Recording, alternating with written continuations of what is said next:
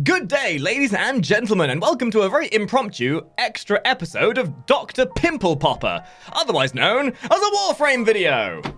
So it's that time of year again where the Plague Star has once again returned to our wondrous land of Cetus and has brought us back our wondrous amounts of Vayhek quotes and to ruin our Eidolon runs. But for some of you out there, this might be your first time experiencing the Plague Star. Today, we're going to show you what they are, how you beat them, how you fight them, what they had for dinner, and everything that goes into a Plague Star run. And some of you might be saying this isn't quite needed because it's very simple.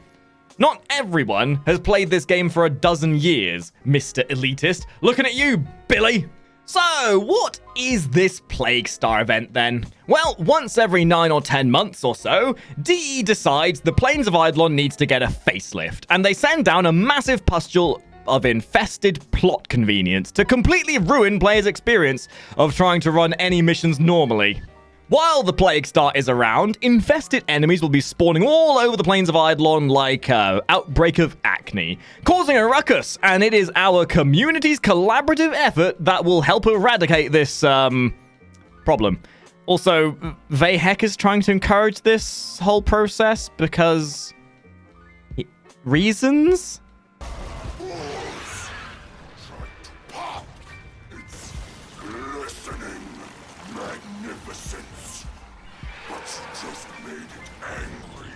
Also, they like to make you think this is a community effort, but generally speaking, each Plague Star event is only around for about 2 weeks. So, yeah, it's not actually a community effort. It's just a case of waiting till it buggers off.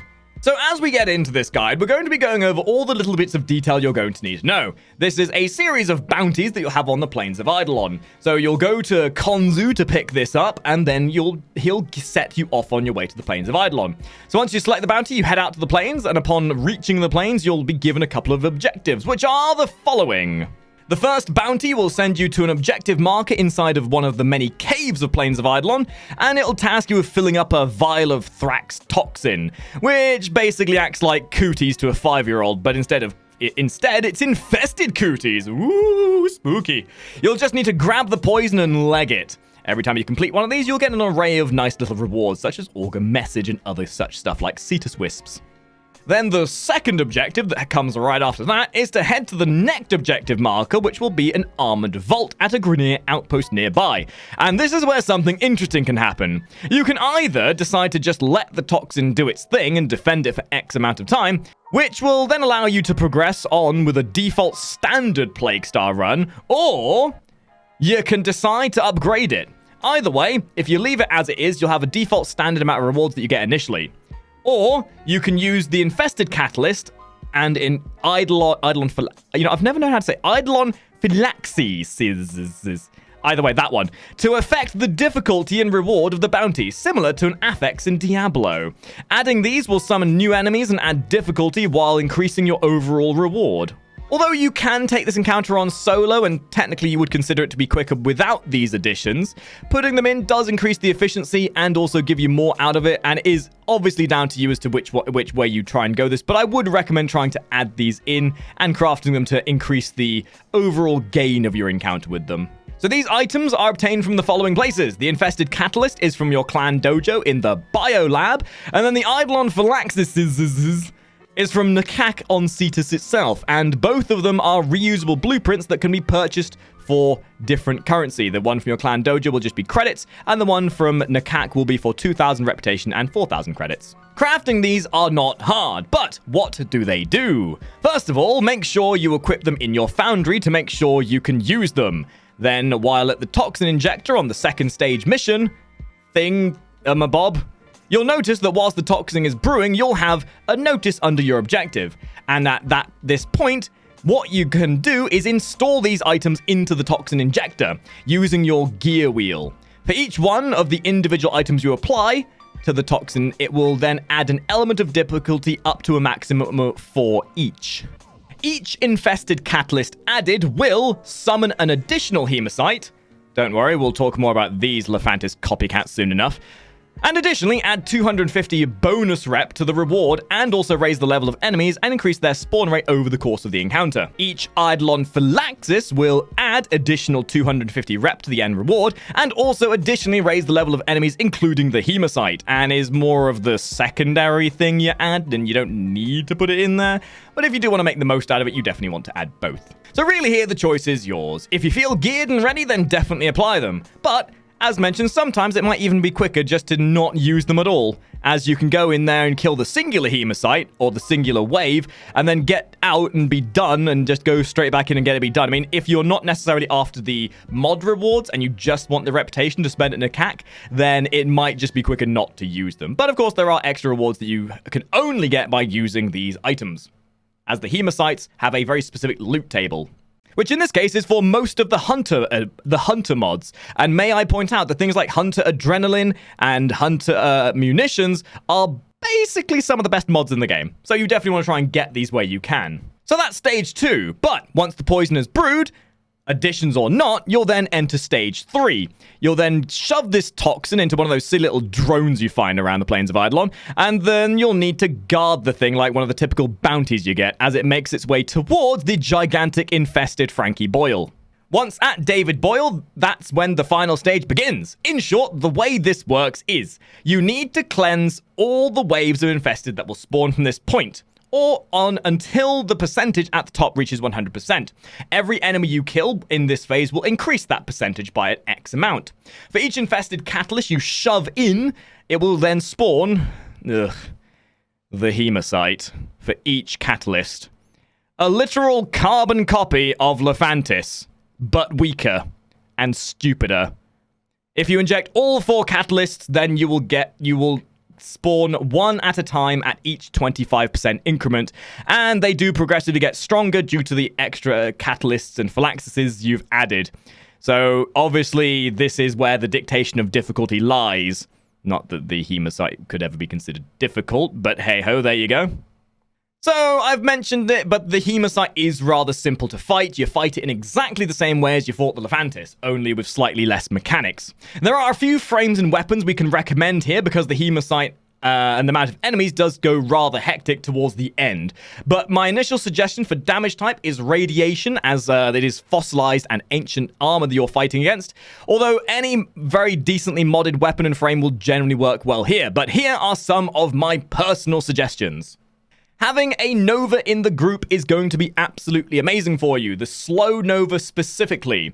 Having the slow Nova will slow the Hema site down, extending the duration that the weak spots are vulnerable for. So you definitely want to try and take advantage of this where possible. There are some other frames that can do similar as well. Frames that have CC abilities do actually affect the Hema site, unlike Lephantis. So taking advantage of this will definitely help you.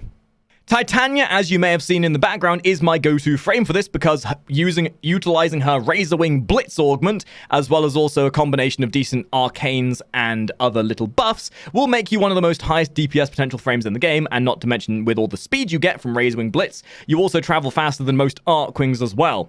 Having a CC frame such as Nova, as already mentioned, is good, but there are other frames that are good for this as well, such as Vauban. Vauban's massive AoE crowd control potential is fantastic here. Utilizing that in conjunction with maybe a Rhino, because Rhino's crowd control can also then additionally affect the Hema site. You can also then utilize Rhino for his buff and generally boost your overall potency. Chroma is also very good for high DPS potential as well, and I've seen a lot of people, especially as of this Plague Star, utilizing Wisp, of all things. Her 4 is extremely powerful for clearing enemies, and then her buffs she gives is also very good as well. Ideally, you treat this like an Eidolon run. Buffs are great, and it's about the setup, not the execution that matters. But if you do fancy using something that isn't Titania, then the weapons you want to look at are like such. Beam-based weapons and higher fire rate weapons will generally work much more potently here from experience. However, again, any weapon that is modded really well with radiation will do absolutely fine for the first couple of Hema sites. You might struggle a little bit once you get to the 4th Hema site, but if you use something like Piranha, Ignis, Quanta, anything that has very high fire rate with very high base damage, you will do absolutely fine here. Through the course of this fight, you'll be dealing with waves and waves of infested dudes. You'll get pods flying out. And again, there will be loads and loads of enemies. So it's just a simple case of dealing with the Hema, crowd controlling as much as possible to keep the infested waves under control, and don't leave the pods up because they will continuously spawn enemies until you're either overwhelmed or until you're bored of just mashing infested into dust. So yeah, deal with them, crowd control them. It's quite straightforward what you do here, really. So once you've then mashed through all the Hema sites, the infested, you'll then reach the 100% mark and you would have dealt a quote-unquote damage to the boil. And that's supposedly where the community effort comes in because we're all dealing damage to it apparently. But then that's the bounty done. And you can then go back and claim your rewards. Keeping in mind for each Hema site that dies, you will get the Hema site marker, which is something you can spend on a reward for your clan dojo, which is a statue. And you additionally get a potential for a mod from each of the Hema sites as well. So bringing loot duplicating frames such as Necros and the like can potentially give you even more of these as well.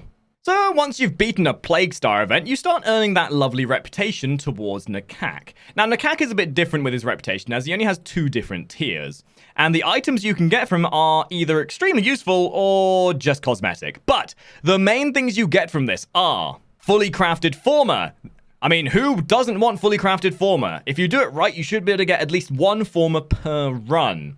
Additionally to that, this is where the Plague Zor components come from, and these items are absolutely phenomenal. You definitely want to try and make use of these where you can. Things like the Plague Keyword and the Plague Kripath have always been some of the better Zor components in the game, at least when you ask anyone else.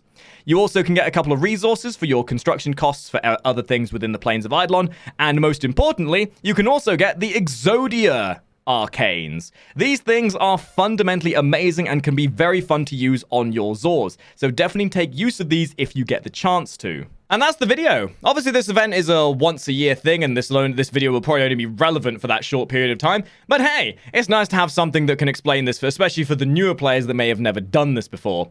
And I can almost guarantee you that we're very likely going to be getting the Acolyte event very soon as well, as those are both seasonal, or at least yearly events. So, if you've liked this video, let me know how many of these Hemicides you've killed, and whether you think this is actually an event that's actually worthwhile doing or not. Because in my eyes, I actually prefer doing this to Railjack, but that's a different video. So if you've liked this, then make sure you leave a like down below, make sure you subscribe, press the bell, satiate YouTube's need for demonic rituals, and do all that stuff they want to help keep you up to date with what we do.